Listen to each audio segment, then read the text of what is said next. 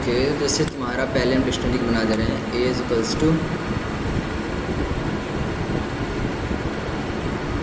पहले फंक्शन बना दे रहे हैं डेफ ऐड, ठीक है, तुम्हारा फंक्शन हो गया। और ये तुम्हारा dictionary one comma dictionary two, तुम्हारा डिक्शनरी हो गया। इसके बाद क्या करना है, तुम्हें दोनों को ज्वाइन कराना है। डिक्शनरीज को ज्वाइन कराने का फंक्शन पता है? डिक्शनरीज को आपस में ज्वाइन कैसे कराते हैं?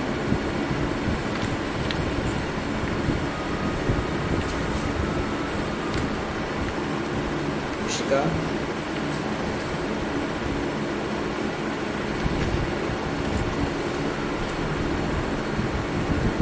तुम्हें डिक्शनरीज को ज्वाइन कराने के लिए एक फंक्शन यूज़ करना होगा,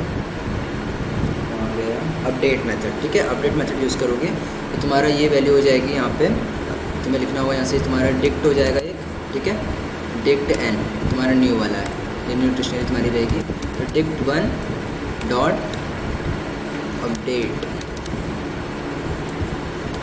डिक्ट टू हो जाएगा। इसके बाद क्या करना होगा, ये तुम्हारा रन कर गया, ठीक है, ये तुम्हारी डिक्शनरी से भी जुड़ गई है। और उसके पहले क्या करना होगा, वैल्यू चेक करनी है। तो यहाँ पे तुम्हारा डिक्शनरी ये बन चुका है, तो सारी की सारी की वैल्यू रहेंगी। तो इसको पहले चेंज करने के लिए हम लोग क्या करेंगे, दोनों वैल्यूज चेक करेंगे।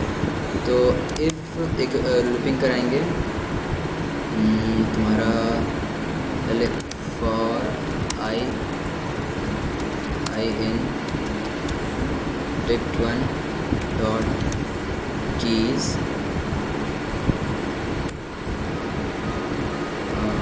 ये आई तुम्हारी सारी वैल्यू आ जाएगी। प्रिंट आई कर दो, या तो फिर तुम कर सकते हो यहाँ पे प्रिंट आई लिख दे रहे हैं, या फिर कोई भी वैल्यू लिख सकते थे, हमें प्रिंट करना ज़रूरी नहीं है। ये तुम्हारी आई की वैल्यू आएगी, सारी की आई वैल्यू रहेगी, ठीक है। उसके बाद है फिर तुम्हारा फॉर, टैप कर दो, for chain dict to dot keys, तुम्हारी डिक्ट टू कीज़ रहेंगी। फिर यहाँ पे भी लिख सकते हैं, आप इसको हटा ही दे रहे हैं, इसमें ज़रूरी नहीं है।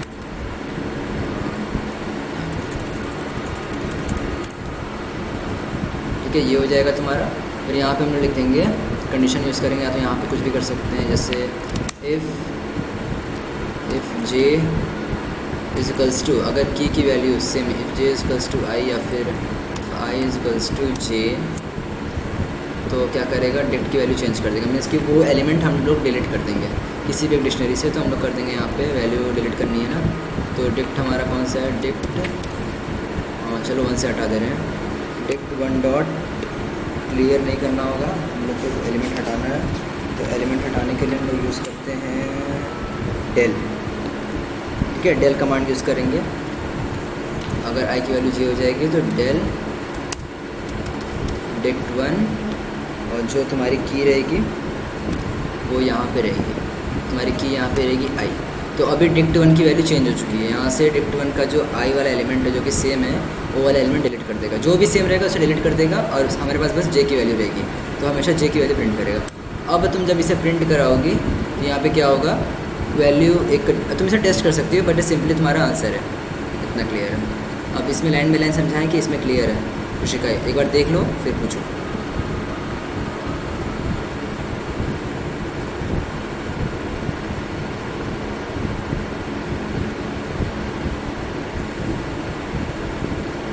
आउटपुट दिखा दें, ओके।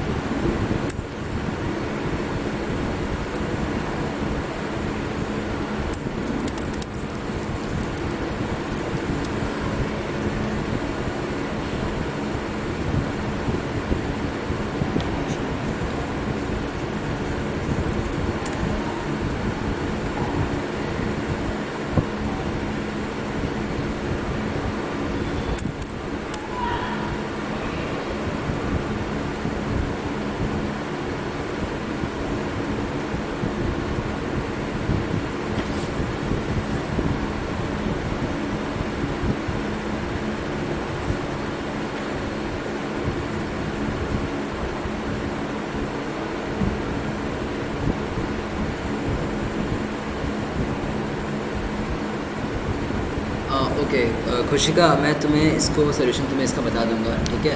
मैं चैप्टर स्टार्ट कर देना फाइल हैंडलिंग पर, ये सोल्यूशन तुम्हें आज रात तक पहुंच जाएगा। यहाँ पे एक जो एरर शो कर रहा है मुझे थोड़ा कन्फ्यूजन कर रहा है अभी कि साइज़ चेंज हो जा रही है रनिंग के टाइम, ठीक है। तो मैं इसका सोल्यूशन तुम्हें आज रात तक बता दूँगा। अभी थोड़ा टाइम लग जाएगा तो फिर सबका वेस्ट हो जाएगा।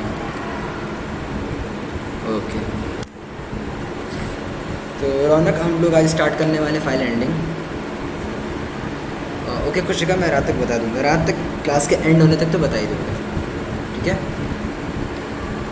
ओके हाँ, तो आज हम लोग को स्टार्ट करना है फाइल हैंडलिंग। फाइल हैंडलिंग का आज पहला लेक्चर है। तो किसी ने तो सब ने पढ़ाई होगा, आपको ये तो पक्का है, नहीं पढ़ा तो पढ़ाना तो ही। तो पहले इसका कुछ बेसिक्स जो बुक में पहले स्टार्टिंग में है वो सब बता दे रहे हैं। तो इंट्रोडक्शन है, इंट्रोडक्शन में ऐसा कुछ है नहीं। इंट्रोडक्शन में से कि फ़ाइल क्या होती है, फ़ाइल क्या होती है सिंपली, एक मिनट।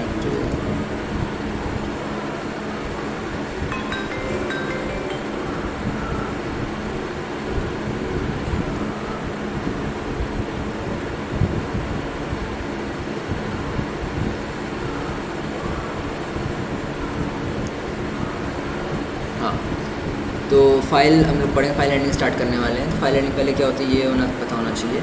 फाइल सिंपली क्या होती है, एक बाइट्स होती हैं जो साइज जो हमारे सिस्टम में जो जिस वे में जो सारी फाइल सेव होती हैं बाइट्स में, उन सब से मिलके हमारा फाइल बनता है, ठीक है। अब फाइल दो टाइप्स की जो हम लोग को पढ़ना है अभी, डेटा फाइल्स और ये तुम्हारा बाइनरी फाइल्स, ठीक है। डेटा फाइल्स पढ़ना है। डेटा फाइल्स में दो टाइप है, सॉरी, टेक्स्ट फाइल्स और बाइनरी फाइल्स। ये क्या होती हैं? टेक्स्ट फाइल्स तुम्हारी वो फाइल्स होती हैं जिससे कि हम लोग किस फॉर्म में लिखते हैं, टेक्स्ट फॉर्म में। मीन्स कि सिंपली वो एक ASCII कोड में होता है या फिर यूनिकोड कैरेक्टर्स में। मीन्स वो प्रोग्राम्स जो कि टेक्स्ट एडिटर में लिखते हैं, जैसे हमारा पावर पॉइंट हो गया, सिर्फ वहाँ पे टेक्स्ट की बात करें, टेक्स्ट फाइल्स की बात करें, नोटपैड हो गया, नोट हो गया, ठीक है। तो ये सब हमारा टेक्स्ट फाइल्स में आ जाता है। बाइनरी फाइल्स में क्या आता है, MP3 files, .exe, word documents, ठीक है। तो ये सब बाइनरी फाइल्स में हमारे आते हैं, ना कि टेक्स्ट फाइल्स में आते हैं सिंपली।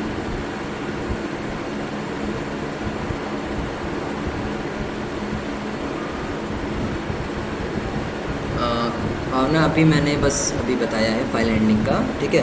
तो फाइल हैंडलिंग में दो टाइप्स होते हैं डेटा फाइल्स में, text files, binary files. Text files वो फाइल्स होते हैं जो जिसे कि हम लोग टेक्स्ट एडिटर में व्यू कर सकते हैं, उसे एडिट कर सकते हैं, टेक्स्ट फाइल्स उसे कहते हैं। बाइनरी फाइल्स जो होता है वो जैसे मेमोरी में सेव हो रहा है वैसे ही वो सेव होता है पूरे सिस्टम में हमारे, जैसे EXE फाइल हो गया, MP3 फाइल हो गया, इमेज फाइल हो गया, वर्ड डॉक्यूमेंट फाइल हो गया, जिससे कि हम लोग रीड नहीं कर सकते हैं टेक्स्ट एडिटर की तरह। टेक्स्ट एडिटर से जैसे नोटपैड को कोई अगर हमारा फाइल है रिटर्न, एक्सेल में कोई रिटर्न फाइल होता है, हम लोग उसे रीड कर सकते हैं टेक्स्ट फाइल के थ्रू, ठीक है। HTML फाइल हमारी रहती है तो हम लोग टेक्स्ट फाइल के थ्रू यूज़ कर सकते हैं। और बाइनरी फाइल्स क्या है, EXE फाइल है, MP3 फाइल को नहीं रीड कर सकते, इमेज फाइल को नहीं रीड कर सकते हैं, तो ये सब हमारी बाइनरी फाइल्स में आ जाती है। टेक्स्ट एडिटर को किसी भी टेक्स्ट एडिटर में ओपन कर सकते हैं, ठीक है, इतना इजी रहता है वो। बट अगर हम चाह रहे हैं बाइनरी फाइल ओपन करने के लिए तो उसके लिए एक अलग से एप्लीकेशन होता है, ठीक है, ताकि उस एग्जैक्ट फाइल को हम ओपन कर सकें। इतना क्लियर है? ओके, अब है तुम्हारा फिर टेक्स्ट फाइल बाइनरी फाइल्स हो गया। अब है तुम्हारा फिर ओपनिंग एंड क्लोजिंग फाइल्स, ठीक है। फाइल हम लोग कैसे पाइथन में ओपन करेंगे, कैसे कैसे यूज़ करना है, कैसे क्लोज करना है, सिंपली बोल। तो पहले फाइल ओपन करना। फाइल ओपन कैसे करते हैं, पहले एक फ़ाइल ऑब्जेक्ट बनाते हैं। फाइल ऑब्जेक्ट हमारा जैसे फाइल हो गया, फाइल हमारा फाइल ऑब्जेक्ट हो गया, और हम ओपन करेंगे यहाँ पे हमारा कोई फाइल है, मैंने बनाया नहीं है अभी, ठीक है। तो हमारा fg.txt कॉमा, और अगर हम यहाँ पे R लिख रहे हैं तो रीड मोड में ऑन होगा। रीड मोड क्या होता है, इसमें कि हम लोग सिर्फ फाइल को रीड कर सकते हैं, उसमें एडिटिंग ज़्यादा नहीं कर सकते हैं सिंपली।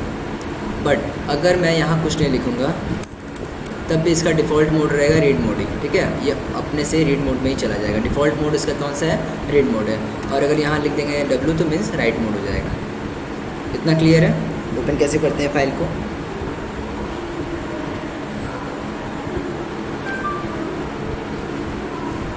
ठीक है।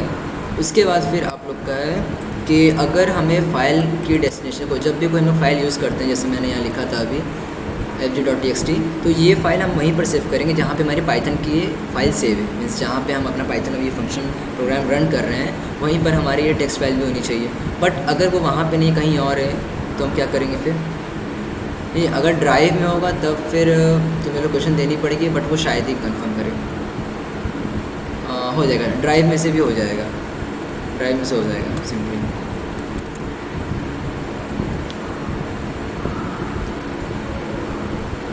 अगर जैसे हमारा फाइल सी में रखा हुआ है, ठीक है, सी में है, और उसके बाद फिर कोई भी डेस्टिनेशन ले रहे हैं, जैसे ये हो गया, फिर हमारा फाइल का नाम है fg.txt, ठीक है। तो यहाँ पे ये फाइल जो है हमारी सेव है, तो वहाँ से वो उसको रन करेगा। EOL character end of line character होता है, ये हमारे लास्ट में होता है। जैसे कि हम लोग जब किसी लाइन को स्किप करते हैं, ये सिर्फ टेक्स्ट फाइल्स में ही होता है, बाइनरी फाइल्स में नहीं यूज़ होता है कभी। ये तुम्हारा ईओएल कैरेक्टर एक होता है, जिससे कि जैसे हमारा एक लाइन है, ये हो गया, फिर ये हो गया, ये हमारा एक टेक्स्ट फाइल हो गया। तो उस लाइन के बाद जब हम दूसरा लाइन लिख रहे हैं, तो उसको वहाँ सेकंड लाइन में लाने के लिए हम लोग ईओएल यूज़ करते हैं। जैसे हमारा एक होता है रॉ स्ट्रिंग, उसे कहते हैं रॉ स्ट्रिंग कहते हैं। ये तुम्हारा कुछ ऐसा दिखता है, ये इसका काम क्या रहता है, ये लाइन को स्किप करता है। जैसे हम अभी प्रिंट करके समझ में आ जाएगा, प्रिंट, ये तुम्हारा स्ट्रिंग, और इसके बाद हम यहाँ लिख देंगे, अगर ये तुम्हारा एन हो जाएगा, ठीक है, ये एन हो गया, और फिर इसके बाद कुछ और टेक्स्ट लिख दे रहे हैं। अब भावना देखो, ये जो तुम्हारा था, मैंने जो लिखा था /n है, ये तुम्हारा ईओएल है, ठीक है। यहाँ पे देखो प्रिंट जो आउटपुट हमारा आया है, वो एक लाइन स्किप कर दिया है। उसका रीज़न क्या है, वहाँ पे मैंने /n लिखा है इसीलिए।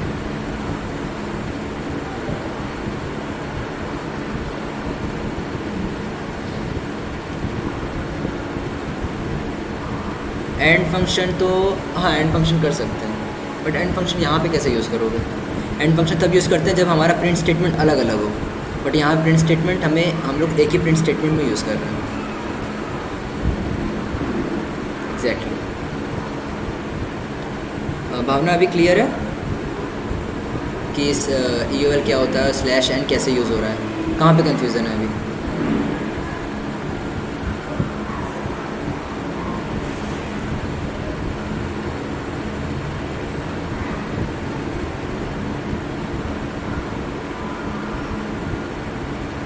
ओके, देखो सिंपली यहाँ पे मैंने एक स्ट्रिंग लिखा है, उसके बाद यहाँ पे क्या है कि /n है।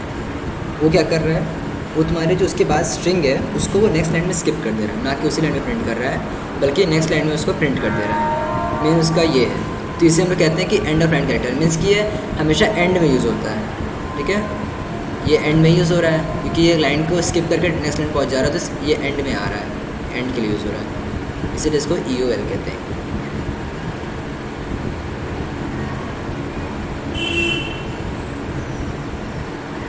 अभी क्लियर है?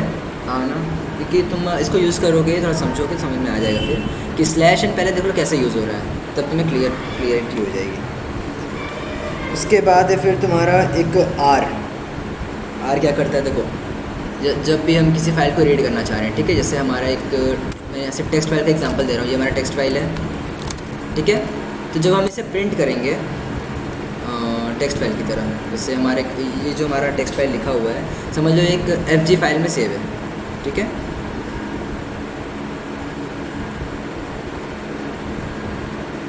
कैरेज मीन्स होता है कि क्या कहते हैं कि वहाँ पे देखो, जब यहाँ पे मैंने प्रिंट किया हुआ ये वर्ड, तो उसमें एक और चीज़ प्रिंट हुई है, ठीक है, बट वो दिखेगी नहीं क्योंकि वो लाइन को स्किप कर रही है, तो उसी को बोल रहा है वो कैरेज रिटर्न करता है, पर वो हमें दिखता नहीं, सिंपली ये बात है।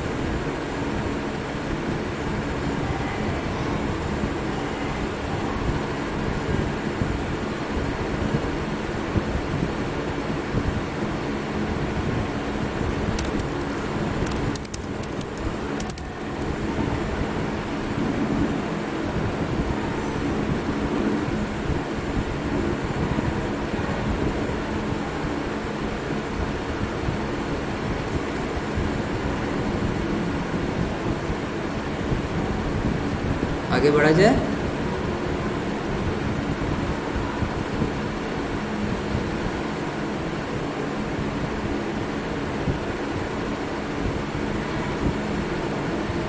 ओके, देखो सिंपली अगर तुम्हें यूनिक कोड, ये सब कैरेक्टर्स हैं, ये सब तुम्हारे 11th में भी थे, यूनिकोड तुम्हारे कैरेक्टर्स होते हैं फाइल्स के। जैसे जब तुम फाइल स्टार्ट किए तो हमेशा ऊपर लिखा रहता होगा UTF फिर /8 फिर फाइल की फिर स्टार्ट होती होगी कोडिंग। तो वो एक फ़ाइल का एक क्या कह सकते हैं कि उसी फॉर्मेट में वो रन करती है। ठीक है, यूनिकोड एक फॉर्मेट होता है जिस फॉर्मेट में तुम्हारी प्रोग्रामिंग तुम्हारी रन करती है सिस्टम के लिए सिंपली।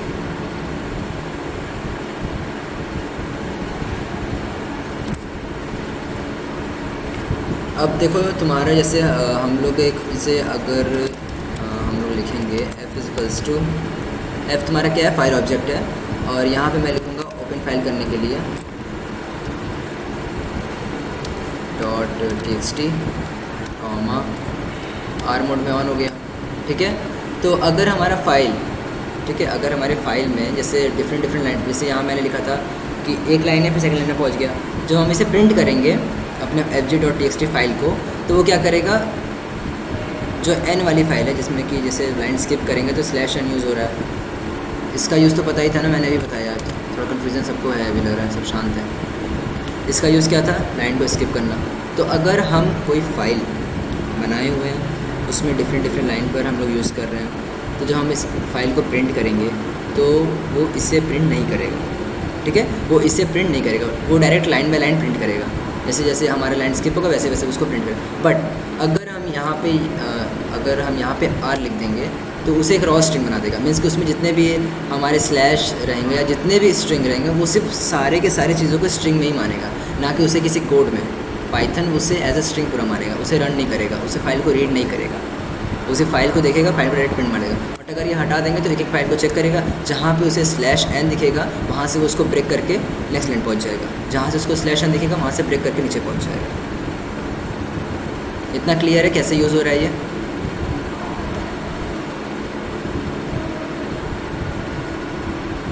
ओके, तो देखो R का यूज़ बहुत इंपॉर्टेंट है। अगर समझ लेना बहुत अच्छी बात है, बाद में यूज़ भी कर सकते हो। इसमें कन्फ्यूज़न बहुत रहता है कि उसे हटाए कैसे, चाहे /n को, तो /n को ऐसे हटा सकते हैं। अब देखो तुम्हारे बुक में मैं टॉपिक थोड़ा सा आगे बढ़ा रहा हूँ। अगर कोई कन्फ्यूजन है तो पूछ लेना, थोड़ा कोर्स तुम लोग को पीछे इससे थोड़ा फास्ट चल रहा हूँ मैं। टॉपिक है तुम्हारा 5.3.1b फाइल एक्सेस मोड्स। ठीक है, फाइल एक्सेस मोड्स पे हूँ। तो इसमें बहुत सी चीज़ें हैं, जैसे हमारा एक फाइल ऑब्जेक्ट ये हो गया। ओपन हमारा फाइल करेंगे कोई भी fg.txt कॉमा R, हम बस यूज़ बता रहे हैं अभी। ठीक है, यूज़ आप लोग घर पे करना। वेयर पेज नंबर 176 मेरे बुक में 176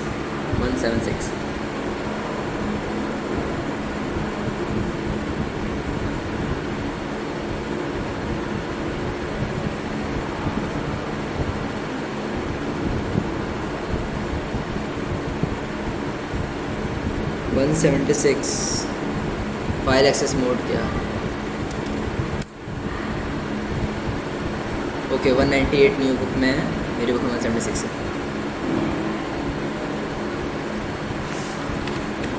कोई अगर टॉपिक स्किप हो रही है तो बता देना मुझे ज़रा।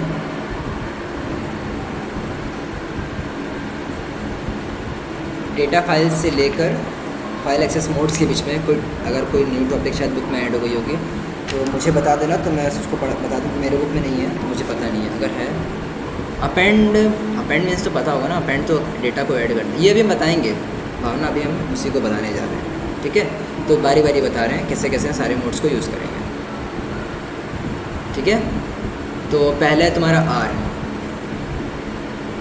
FNFE। ये तो मेरे को ऐसा कुछ है नहीं, FNFE।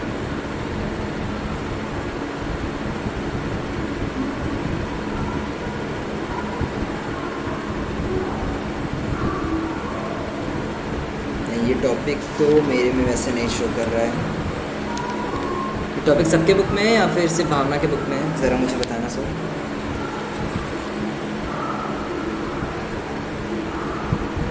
नहीं है, अच्छा प्रीति अरोरा में है। ओके भावना, तो प्रीति अरोरा में तो फिर कैसे बताएं, हम मैक्सिमम लोग सुमिता अरोरा वाले हैं। ओके, तुम मुझे ये इसकी फ़ोटो भेज देना, मैं उसको बाद में बता दूँगा। नहीं एक्चुअली क्योंकि मैंने ये पढ़ा ही नहीं था ऐसा कुछ, फाइल नॉट फाउंड एरर मेरे बुक में भी था नहीं।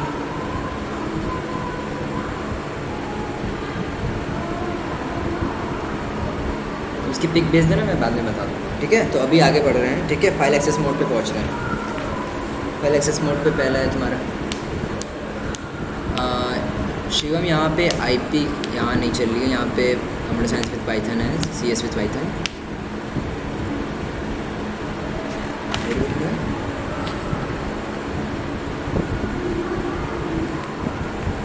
Okay okay okay, sorry sorry sorry sorry, अच्छा नोट में, ओके मैंने अभी देखा, ओके ओके। हाँ ठीक है। तो इसमें तुम्हें कहाँ पे कन्फ्यूज़न है भावना?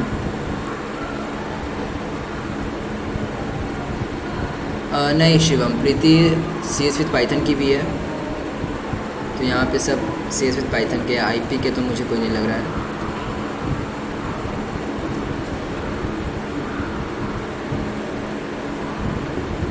ओके तो भावना मैं तुम्हें बता दे रहा हूँ कि इसमें ओके एग्जैक्टली क्या क्या रहा है ये, कि जब हम लोग फाइल को रीड मोड में ऑन कर रहे हैं तो फाइल को एग्जिस्ट करना चाहिए। अगर वो एग्जिस्ट नहीं करेगा तो file not found error show करेगा, मीन्स वो फाइल है ही नहीं तो एग्जिस्ट। अगर तुम इसका लोकेशन एग्जैक्ट लिख रही हो तब भी वो शो कर देगा कि हाँ ठीक है। हाँ सीएस और आईपी दोनों प्रीति अरोड़ा की है, ठीक है भावना। तुम्हें क्लियर है क्या हो रहा है यहाँ पे? अगर फाइल एग्जिस्ट करेगी तो उसे वो रीड कर देगा, मीन्स या तो फाइल का नेम लिखो या तो उसके डेस्टिनेशन लिखो, ठीक है। और अगर नहीं है तो file not found error show करेगा।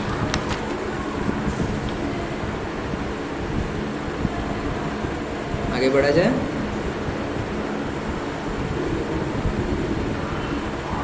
ओके देखो, उसके बाद है फिर तुम्हारा फाइल एक्सेस मोड। पहला है तुम्हारा रीड क्या करेगा? सिंपली रीड करेगा। अगर देखो कंडीशंस भी देखते रहना कैसे कैसे रन कर रहा है। अगर आर है तो मीन्स वो फाइल एग्जिस्ट करनी चाहिए, ठीक है। एग्जिस्ट नहीं करेगी तो एरर शो करेगा सिंपली। अभी मैं यहाँ लिखूँगा तो एरर शो करेगा, क्योंकि मैंने ऐसा कोई फाइल बनाया नहीं है तो एरर शो करेगा, ठीक है। तो फाइल एग्जिस्ट करनी चाहिए। उसके बाद है तुम्हारा डब्ल्यू, यहाँ पे तुम्हारा क्या है W, sorry file means fg.txt, ना कि file, ये वाली फाइल नहीं। फाइल एक्सेस मोड एग्जैक्टली भावना, ठीक है। तो डब्ल्यू क्या करेगा तुम्हारा? सिंपली राइट मोड में ओपन कर देगा। वही बता रहा हूँ भावना, मैं अभी फाइल को एक्सेस किस मोड में करना है वही बता रहा हूँ। बुक खोलो, देखो समझ में आएगा फिर क्या चल रहा है अभी यहाँ पे।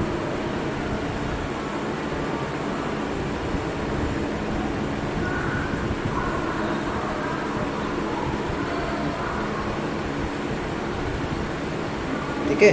तो यहाँ पे डब्ल्यू क्या करेगा? अगर फाइल एग्जिस्ट नहीं कर रही है, ठीक है, अगर तुम्हारी फाइल एग्जिस्ट नहीं कर रही है सिस्टम में तो वो फाइल क्रिएट करेगा। अब उसमें तुम जो हटाना चाह रहे हो, करना चाह रहे हो वो करना, लेकिन डब्ल्यू से क्या करेगा? अगर फाइल एग्जिस्ट नहीं करेगी तो तुरंत फाइल को बना देगा। जैसे मैं यहाँ लिखूँगा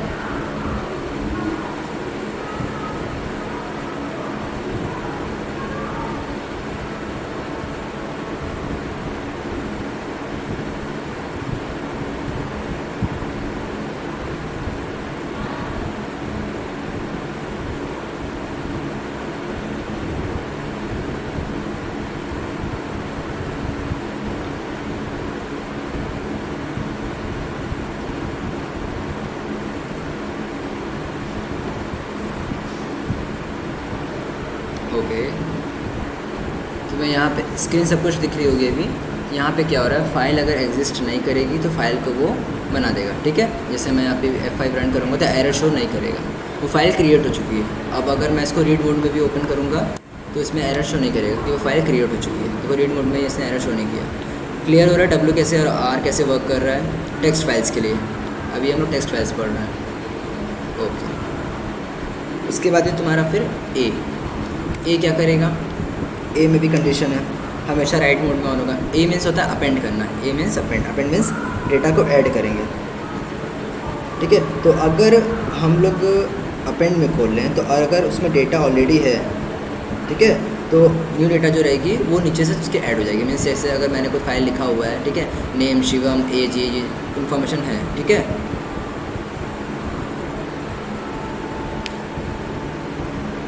अपेंड में ओवरराइट होता है, अपेंड में नहीं ओवर होता, डब्लू में ओवर हो जाएगा। मीन्स कि जो तुम्हारी डेटा रहेगी पहली वाली वो डिलीट हो जाएगी और जो न्यू डेटा रहेगी वो ऐड हो जाएगी। अपेंड क्या करेगा, अपेंड जो तुम्हारी पहली वाली डेटा रहेगी, भावना तुम्हें किसमें कन्फ्यूजन है, अपेंड में या राइट मोड में, ये बताओ ज़रा।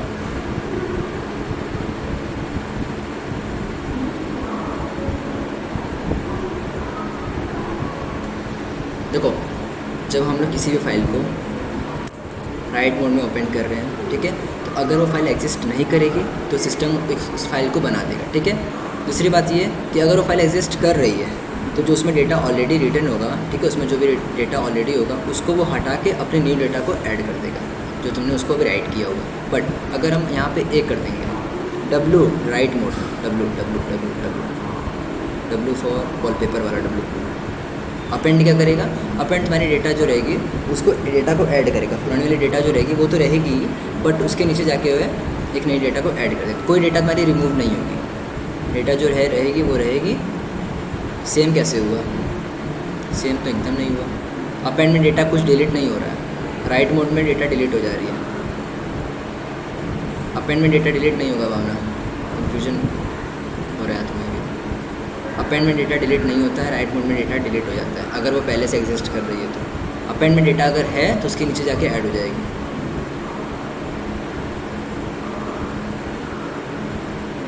राइट में डिलीट मीन्स हो गया कि जैसे तुम्हारा कोई फाइल है, ठीक है, उसमें तुम्हारा डेटा ऑलरेडी है, तो जब तुम राइट मोड यूज़ करोगी तो तुम्हारा जो डेटा पहले वाला रहेगा उसको हटा के वो न्यू डेटा को ला देगा जो तुम राइट करने जा रही हो।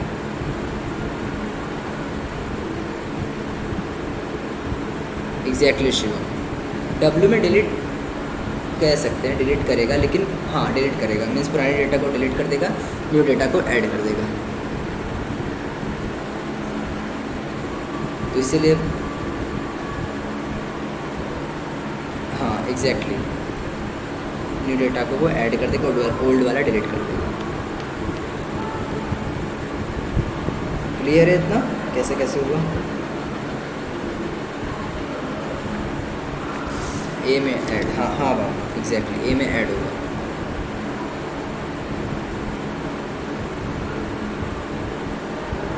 डब्ल्यू में डिलीट होगा।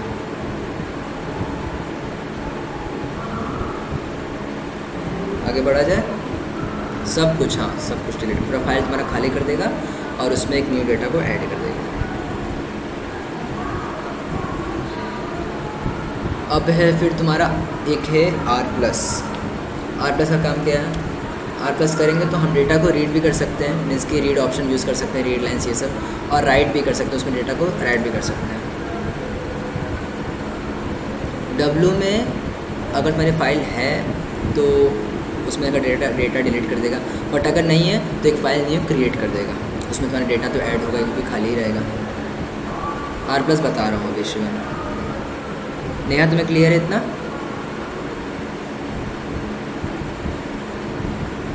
ओके ठीक है, तो आर प्लस क्या करेगा, तुम्हारा रीडिंग और राइटिंग दोनों मेथड ओपन करेगा। इसमें क्या होगा, तुम रीडिंग मेथड भी यूज़ कर सकते हो और राइटिंग मेथड भी यूज़ कर सकते हो, मीन्स कि तुम डेटा को रीड भी कर सकते हो और उसमें कुछ एडिटिंग या राइट भी कर सकते हो, ठीक है।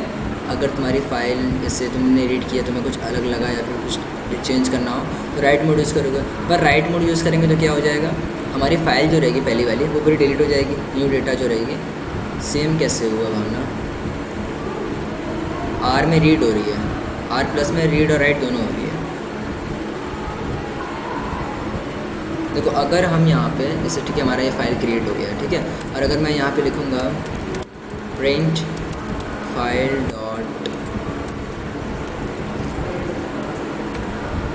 डॉट राइट,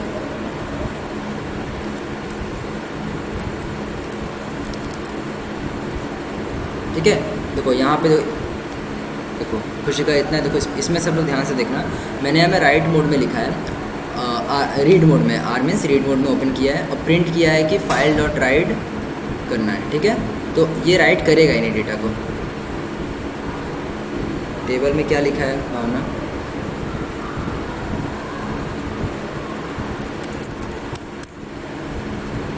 उसमें क्या लिखा है ये बताओ मुझे, मुझे भी पेज दिख रहा है पर पेज में क्या लिखा है ये बताओ ज़रा।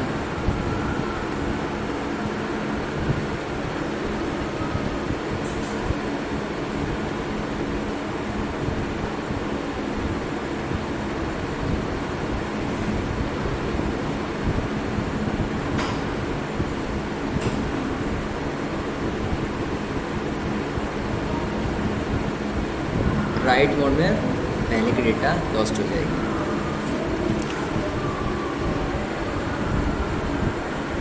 हाँ ठीक है, आर प्लस में दोनों डेटा रीड होगी। जैसे अब मैं यहाँ पे देखो ना, यहाँ पे अभी ये देखो कि आर मोड में मैंने जब राइट किया तो एरर शो कर रहा है, ठीक है।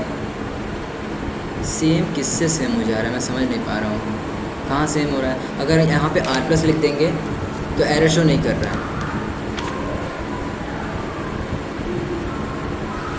देखो डब्ल्यू प्लस में क्या हो रहा है, अगर फाइल एग्जिस्ट नहीं करेगी तो फाइल क्रिएट हो जाएगी, ठीक है। आर प्लस में फाइल क्रिएट नहीं होगी, फाइल क्रिएट ऑलरेडी होनी चाहिए, सिंपल बात है। डब्ल्यू प्लस में क्या होगा,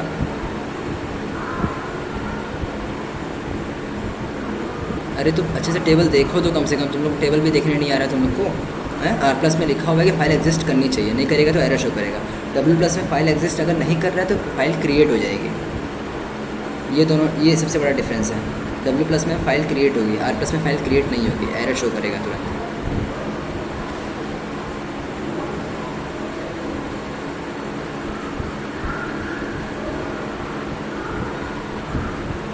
भावना तुम पहले बुक को अच्छे से देखो, तुम बुक अच्छे से नहीं देख रही हो, मतलब उसमें साफ साफ लिखा हुआ है कि आर प्लस में फ़ाइल एग्जिस्ट करनी चाहिए, नहीं करेगा तो एरर शो करेगा। और डब्ल्यू प्लस में फ़ाइल अगर एग्जिस्ट नहीं कर रही तो फाइल अपने आप क्रिएट हो जाएगी। समझ में आया अभी?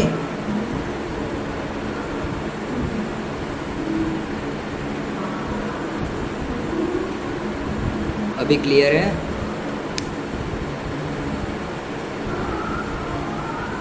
फाइल अगर नहीं रहेगी एग्जिस्ट तो क्रिएट हो जाएगी डब्ल्यू प्लस में, और अगर फाइल रहेगी तो रीड करेगा। हाँ ठीक है, रीडिंग राइटिंग करेगा, ठीक है, दोनों में रीडिंग राइटिंग करेगा। हाँ सही है, उसमें तुम्हें क्या कन्फ्यूज़न है? तो डिफरेंट भी तो देखो ना। हाँ ठीक है, वो है, वो सेम है, ठीक है, बट डिफरेंस यही ना है कि एक रीड कर सकता है, एक क्रिएट कर सकता है, एक क्रिएट नहीं करेगा। आगे बढ़े।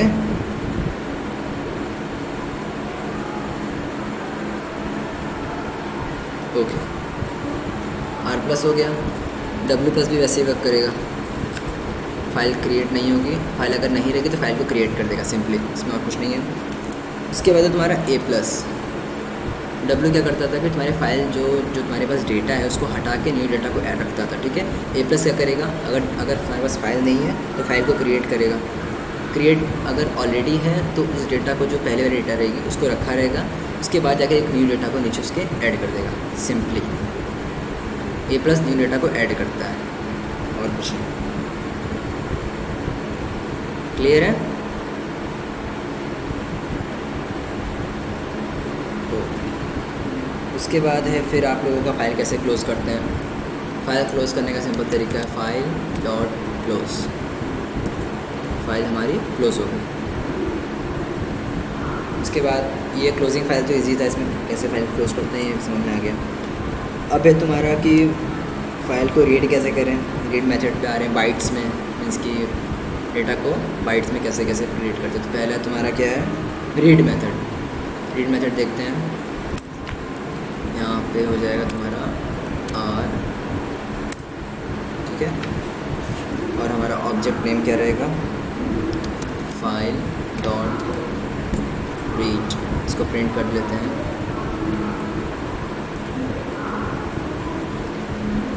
रीड, अगर इसे हम लोग ऐसे ही एम्प्टी छोड़ देंगे तो पूरी फाइल को रीड करेगा, बट अगर यहाँ कुछ बाइट्स या कुछ साइज लिख देंगे 15 या 20, तब वो उस फाइल को रीड करेगा। Simply file dot read print करेंगे। रीड करना है तो हमें देखना पड़ेगा ना कितना रीड किया, तो प्रिंट करेंगे उसे GDF। ये जो मैंने फाइल में लिखा हुआ है वही सब सेव हो गया है, ठीक है। ये मेरा फाइल जो था उसमें इतना डेटा सेव है, इतना ही सेव है, 20 बाइट्स नहीं है। ब्रैकेट के अंदर 20 क्या है ये पता है, सब बस सुनते जा रहे हो।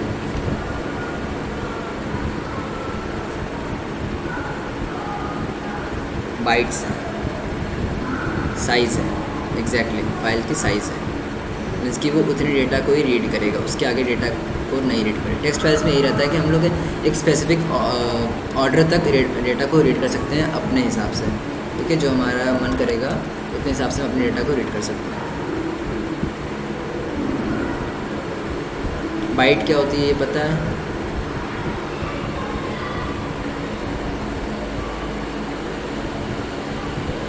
Group of 8 bits exactly. ठीक है, तो वो एक एक तुम्हारे फाइल को रीड करके इतना यूज़ करेगा। हाँ चल यूज़ कर सकते हैं, बट बस जब टॉपिक हो उसी टॉपिक पे बात करना बस। ओके ठीक है, तो फाइल को रीड करना है, हमारे डेटा को साइज़ को रीड करके उसे प्रिंट आउट करके हमें सामने शो करेगा। मेरा डेटा बहुत कम है इसीलिए इसने जहाँ तक पहुँचा वहाँ तक उसने रीड करके मुझे प्रिंट करके दिखाया है। रीड करना हो गया, ठीक है, उतना वो रीड करके तुम्हें देगा। उसके बाद है फिर तुम्हारा रीड लाइन। रीड लाइन क्या करेगा? सिंपल है, सुन के ही लग रहा है क्या करेगा? रीड लाइन करेगा। रीड लाइन हमारा यहाँ, अगर हम यहाँ कुछ नहीं लिखेंगे तो वो एक एक लाइन को रीड करेगा। ठीक है, अगर जैसे हम लोग यूज़ करते हैं कि एक पैरा है, उसमें बोलेगा कि पहले लाइन को प्रिंट करो, पहले लाइन में क्या लिखा हुआ है, तो सिंपली अगर ऐसा लिख देंगे तो हमारी पहली लाइन को वो प्रिंट करके दिखा देगा। अगर प्रिंट दोबारा लिखेंगे फाइल डॉट रीड लाइन, तो सेकंड लाइन रीड करके हमें शो करेगा।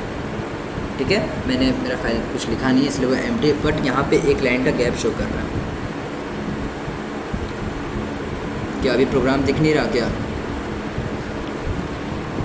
मैं कल से एक नोटपैड में अपने कुछ एक पैराग्राफ लिख दूंगा, अभी लिखने में टाइम लग जाएगा। ठीक है, अभी देख लो, अभी ऐसा कुछ वैसे कॉम्प्लिकेटेड टॉपिक नहीं चल रहा है। ठीक है, तो कल से मैं नोटपैड में अपने एक फ़ाइल लिख दूंगा, उसको फिर रीड करेंगे, अपेंड करेंगे, जो भी होगा फिर उसको देखेंगे। अभी देख लो कैसे कैसे ये रन कर रहा है। सिंपली मैंने यहाँ पे पहले प्रिंट किया,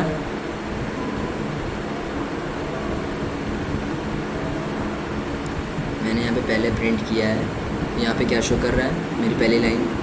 सेकंड प्रिंट किया है तो कुछ शो नहीं कर रहा, बट एक एम्प्टी लाइन छोड़ दिया है। ठीक है, अब मैं जब तीसरी बार फिर लिखूँगा प्रिंट फाइल डॉट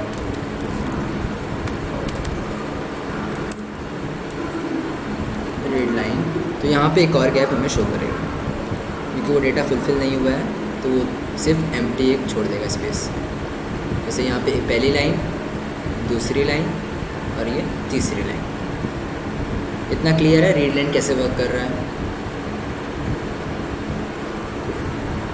अगर तुम्हें हर एक लाइन को पढ़ना है तो कर सकते हो। अगर तुम्हें बार बार लिखने का मन नहीं है तो फॉर लूप यूज़ कर लो।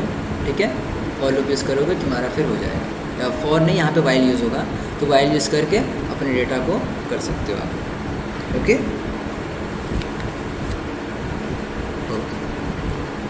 अब है रीड लाइन के बाद तुम्हारा print file dot read lines. ये क्या करेगा? अगर हम इसे देखो बाइट्स में भी कर सकते हो, या अपना डेटा बाइट्स में भी लिख सकते हो, बट अगर इसे ऐसे ही छोड़ देंगे तो हर चीज़ इसकी जो हमारा /n भी होगा वो उसे भी प्रिंट कर देगा। /n यूज़ क्यों होता है ये पता है?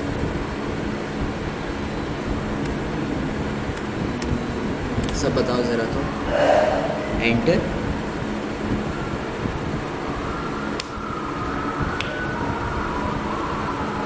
नेक्स्ट लाइन के लिए, लाइन चेंज करने के लिए एग्जैक्टली।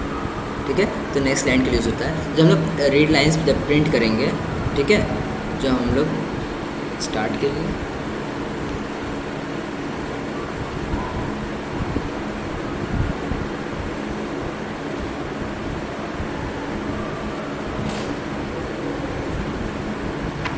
सिंपली क्या है, ये क्या यूज़ करते हैं हम लोग लाइन को, ताकि नेक्स्ट लाइन में पहुंच जाए। बट अगर हम लोग यहाँ पे रीड लाइन्स यूज़ करेंगे तो जहाँ जहाँ भी एक एक लाइन अगर ऐसे एक लाइन अगर ब्रेक हुआ होगा या तो नेक्स्ट लाइन प्रिंट हुआ होगा, तो वो क्या करेगा, उस पैरा को प्रिंट नहीं करेगा, वो शांति से एक सेंटेंस प्रिंट कर देगा। जहाँ जहाँ भी लाइन चेंज होगी वहाँ पे एक /n दिखा देगा तुम्हें। ठीक है, तुम्हें वहाँ से फाइंड आउट करना पड़ेगा कि लाइन कहाँ कहाँ से ब्रेक है।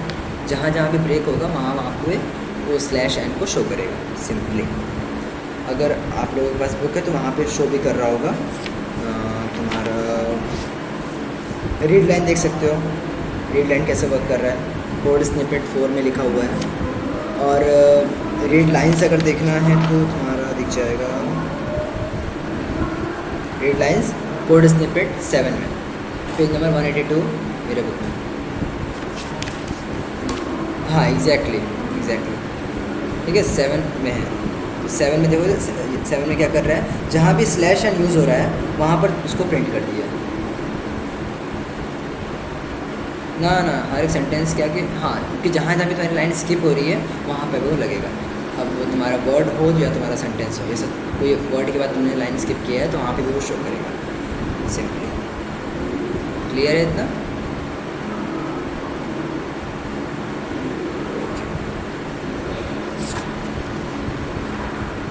उसके बाद है फिर तुम्हारा क्या है, राइटिंग में पहुँचा जाए या फिर इसमें पीछे कोई डाउट है? प्रोग्राम देख लो सब, कहीं पे डाउट हो तो पूछ लो, नहीं तो फिर राइटिंग में पहुँचा जाए। राइटिंग इनटू फाइल्स,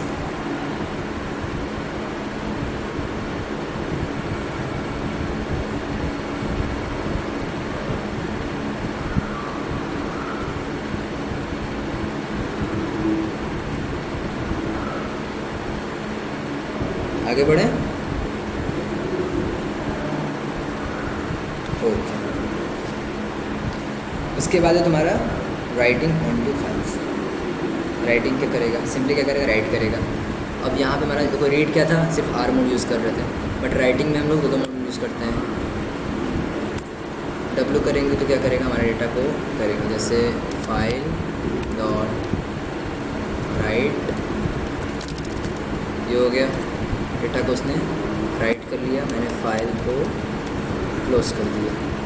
अब मेरा फाइल यहाँ पे हो गया है, ठीक है, एक फ़ाइल एग्जिस्ट मेरी बन चुकी है जिसमें कि मैंने एक लाइन लिखा हुआ है। अब जब इसे प्रिंट करेंगे तो प्रिंट करके देख सकते हो, चेक करना हो कि मेरा फाइल वहाँ पे लिखा हुआ है या नहीं, तो सिंपली क्या करना है, प्रिंट करना है फाइल डॉट रीड लाइन्स, ठीक है। तो मेरी पूरी फाइल को प्रिंट करके हमें शो कर देगा,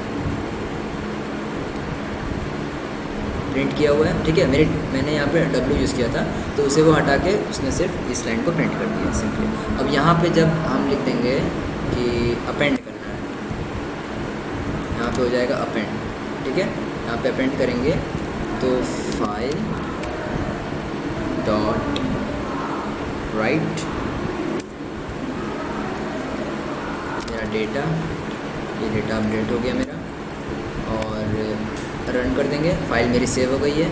अब फिर जब इसे प्रिंट करेंगे आर मोड में, आर, इसको हटा दो, प्रिंट करो फाइल डॉट रीड,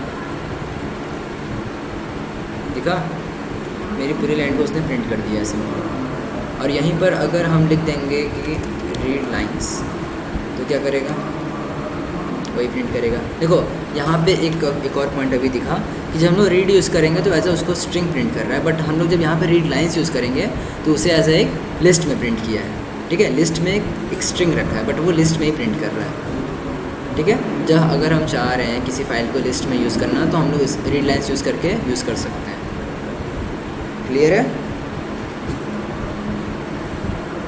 ओके, उसके बाद है फिर तुम्हारा राइट लाइंस। राइट लाइंस क्या करेगा, राइट लाइंस किस लिए यूज़ होता है कि जैसे हमारे पास कोई सेंटेंस है, ठीक है, और हम चाह रहे हैं कि वो बारी बारी एक लाइन को प्रिंट करे, एक लाइन को वहाँ पे राइट करे, प्रिंट नहीं, एक लाइन को राइट करे, तो हम लोग यहाँ पे यूज़ करते हैं, पहले ऊपर राइट मोड करते हैं और यहाँ पे तुम्हारा राइट लाइंस।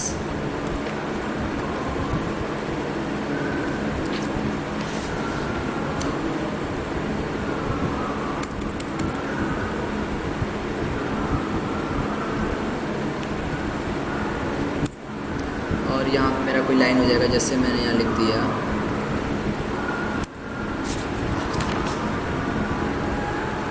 मेरा कोई लाइन है एलिजिबल्स टू, लिस्ट में ही होना चाहिए हमेशा, ध्यान रखना। ये हो जाएगा, फिर कर सकते हैं यहाँ से एंटर कर दो, ये तुम्हारा हो जाएगा।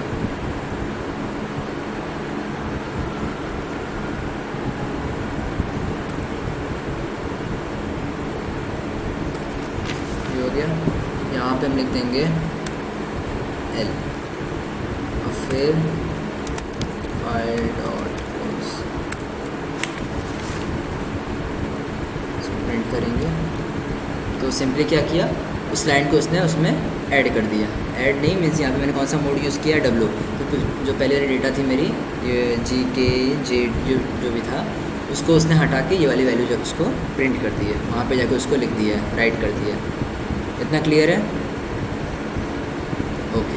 और यहाँ पे अगर हम ए यूज़ कर लेंगे, ए यूज़ करेंगे क्या होगा फिर, इस डेटा को लिख तो दिया है बट क्या करेगा, दो बार लिखेगा। मीन्स जो पहले वाली थी वो भी रहेगी और अपेंड करने के बाद दोबारा डेटा को लिख देंगे। क्लियर हो रहा है या फिर बस सब यस यस लिख रहे हो? ओके। तो अभी देखो code snippet 8। Okay okay, code snippet 8 देखो, इसमें एक लिखा हुआ प्रोग्राम, उस प्रोग्राम को लाइन बाय लाइन देखो, समझो। कन्फ्यूजन हो तो पूछो, क्योंकि मुझे वो लिखना पड़ेगा, तो जो मैं कल लिख के सब समझाऊंगा अभी, बट अभी है तो पूछो। इस पेज में बस कोडिंग ही है, ठीक है। सारे प्रोग्राम्स लिखे हुए देख लो, फिर होगा कन्फ्यूजन तो बता देख लो पहले।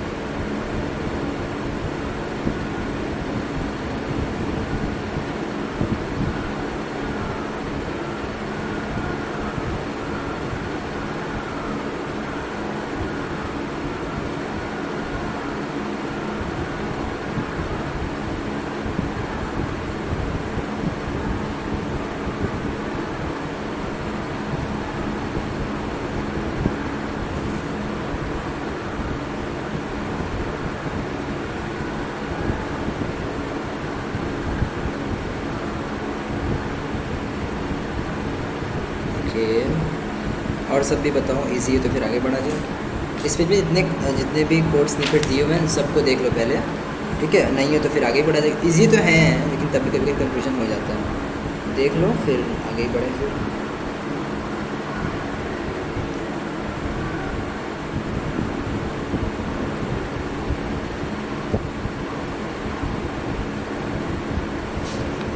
अच्छा, मीन्स खुशी का तुम कह रही हो जब फाइल की हम लोग लोकेशन लिखेंगे और अगर आर यूज़ कर रहे हैं तो हम लोग सिंगल स्लैश यूज़ करेंगे, है ना?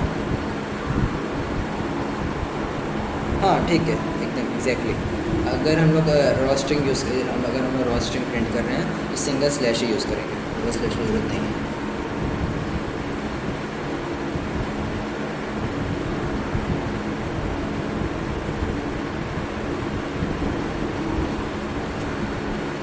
तो प्रोग्राम क्लियर है?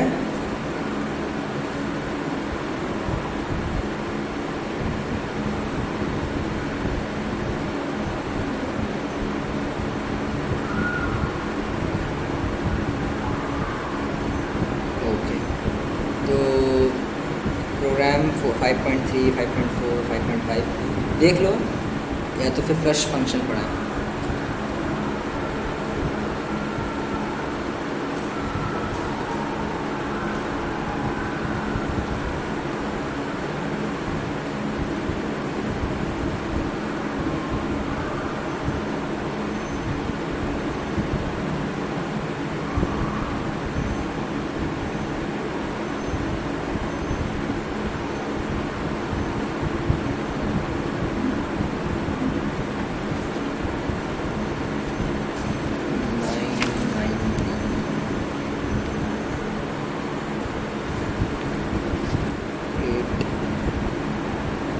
हाँ ठीक है, तो यहाँ पे लूपिंग हो रही है।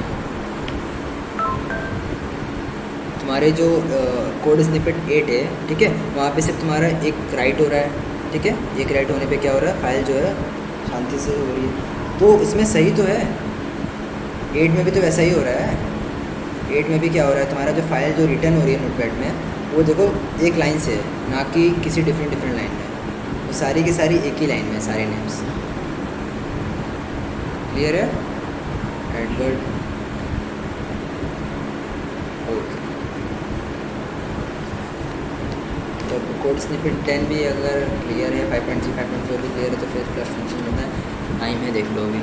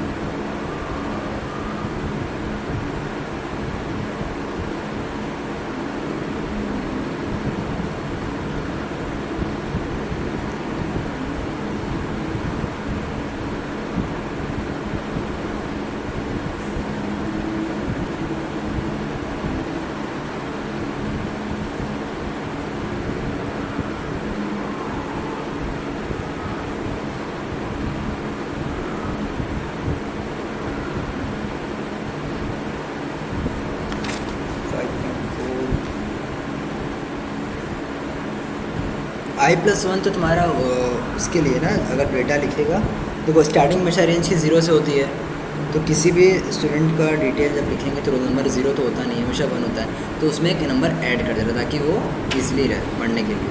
सिंपली वो उसके लिए, उसमें कंफ्यूजन नहीं कर रहा है, सिंपली वो ऐड किया है।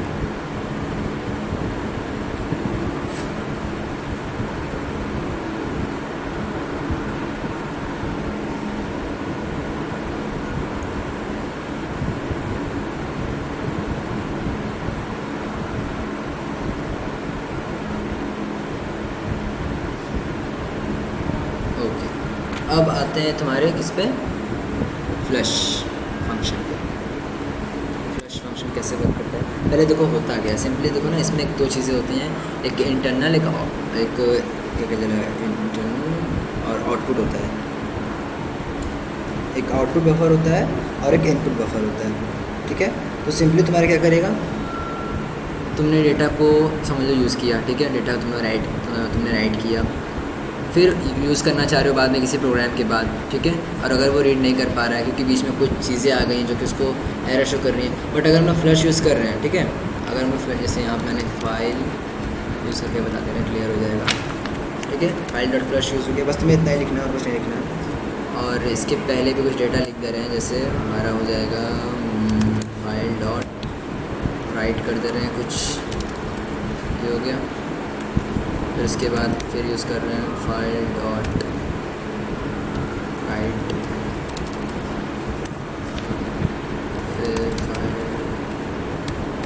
डॉट राइट, ये हो गया। अब हम लोग फ्लश को पहले ऑफ कर दें, आउटपुट बफर यही है हमारा, फाइल को क्लोज कर दें। तो ऐसे कोई इफेक्ट तो इसका नहीं होता है पूरे उस पर, बट अगर कभी कभी, जैसे अभी तो हम लोग शॉर्ट में ही प्रोग्राम कर रहे हैं, बट अगर बड़े प्रोग्राम्स में करेंगे तो कभी कभी बीच में दूसरे प्रोग्राम्स को भी हमें ऐड करना होता है, ठीक है। तो अगर हम लोग फ्लश यूज़ करेंगे तो एक बफर वो बना देगा जिससे कि हम लोग उसके बीच में भी प्रोग्राम्स को यूज़ कर सकते हैं सिंपली। इसमें थोड़ा कन्फ्यूजन अभी होगा, प्रैक्टिस करना तो तुम्हें थोड़ा सा क्लियरिटी आएगी, क्लियर होगा फिर अच्छे से।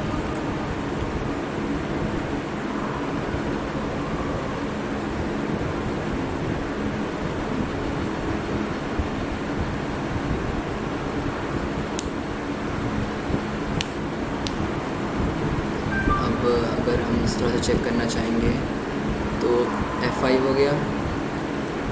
बफर मीन्स तुम्हारा यहाँ पे एंडिंग है, ठीक है, एक स्टार्टिंग का है, एक एंडिंग है।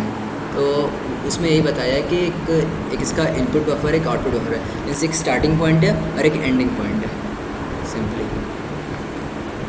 अब देखो मैं यहाँ पे इसको चेक करूँगा, ठीक है। राइट मेथड क्या करता था, डेटा को एडिट करता था, इसमें वही किया है अभी।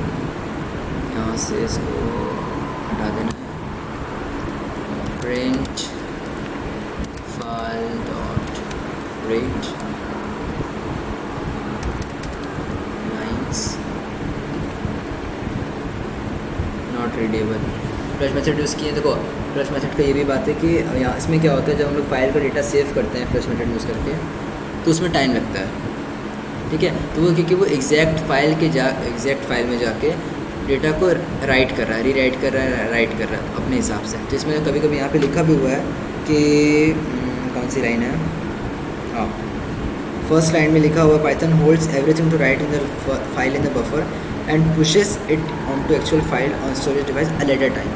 मीन्स कि इसमें बाद में भी कर सकते हैं, इसमें टाइम लगता है क्योंकि वो राइट हो जाकर डायरेक्टली डिस्क में उसको लिख रहा है, ठीक है, ना कि हमारे सिस्टम में लिख रहा है, डायरेक्टली वो जा रहा है फ्लश यूज़ करके। मीन्स कि एक तरह से कह सकते हैं कि एक परमानेंट फाइल बना रहा है उसे, अभी बनी नहीं है पर उसे एक परमानेंट फाइल में कन्वर्ट कर रहा है सिंपली।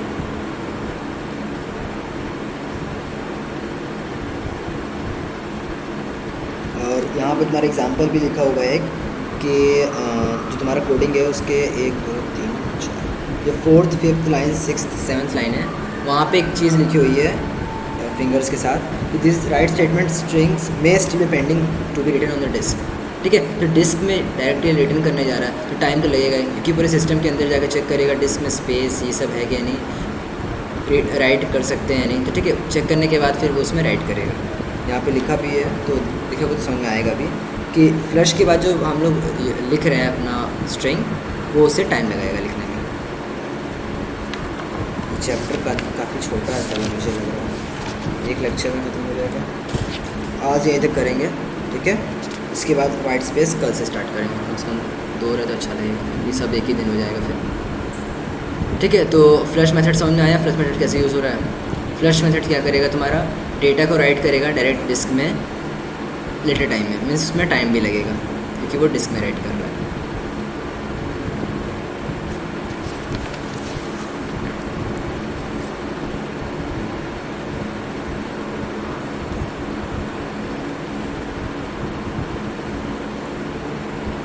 तो कल हम लोग पढ़ेंगे फिर। यहाँ पे हमारा है फाइल, और जो प्रोग्राम्स बचे हुए हैं उन्हें सिर्फ देखना नहीं, उन्हें लाइन बाय लाइन चेक कर लेना कैसे कैसे वर्क करे। जैसे कोड स्निपेट 3 और कोड स्निपेट 5 वाला प्रोग्राम बहुत इंपॉर्टेंट है, ठीक है।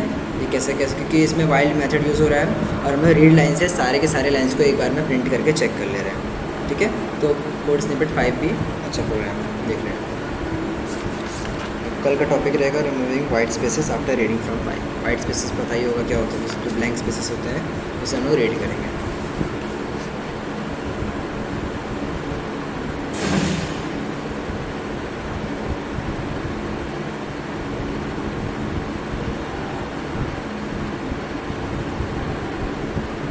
हाँ चलो फिर क्लास डिसमिस करते हैं, आज की क्लास यहीं तक। चलो सबको टाटा, सबको